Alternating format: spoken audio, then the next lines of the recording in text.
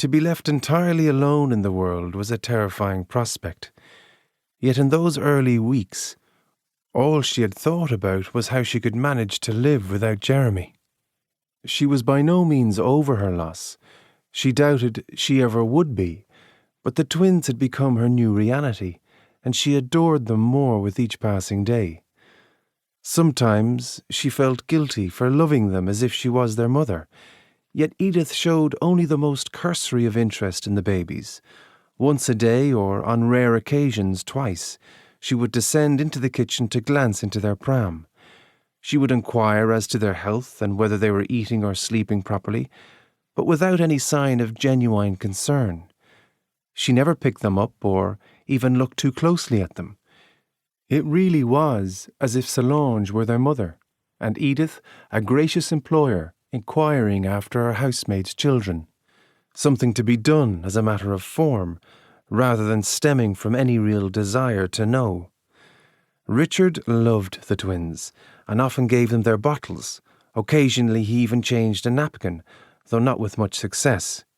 He asked daily if Edith had been down to see them, and if Solange thought that perhaps this was a question he should be putting to his wife, she gave no indication of it.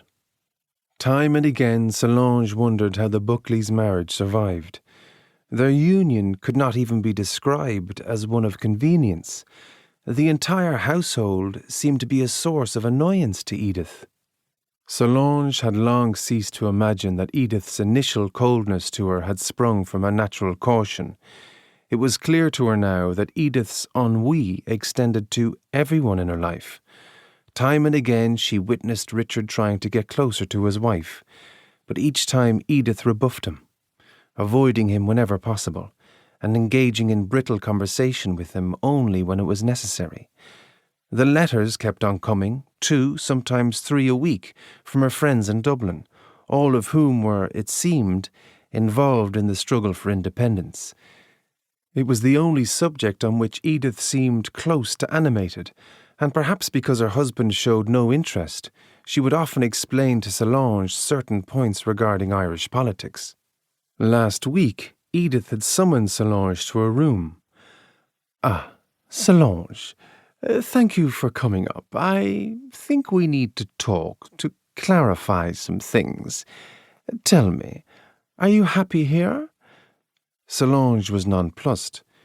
"Ah oui. I mean, yes, of course, madame. I am very happy and grateful to you and Richard for—" "No, I know that, but I think if you are happy to stay, we should formalize the arrangement. You were looking after the twins, no doubt admirably, and therefore we should be paying you. It is not reasonable of us to expect you to work for nothing. Now, if you don't wish to do it, then of course there is no obligation on you. We will simply hire a nurse to come in. Please don't feel pressurized due to some sense that you owe us something. That is simply not the case." Solange stood there wondering what to say. The thought of anyone else taking care of the babies was abhorrent to her. She loved them so much. Also, she had very little money. Jeremy was due a pension, but the process of claiming it was taking a very long time. She did need something to live on, but she wondered if Richard knew about this arrangement Edith was proposing. He was always so adamant that she was a member of the family. "Oh, well, madame, I do love taking care of James and Juliet, so I am happy to do it. I don't know what else I would do if I did not do that. So yes, if it is acceptable to you and your husband, then I would be glad of the job." "Good. That's settled then. Shall we say £200 per annum and 1.5 days off per week? Mrs. Canty can cover your holidays. Of course, should you require more time off, please just ask and we will arrange it. I think that's fair." Solange was impressed. She hadn't expected this cool, indifferent woman to be so generous. A nurse generally earned only £100 a year, and 1 day off per month was typical. "That is most kind, madame, but please deduct from that my board and lodging." "No, that won't be necessary.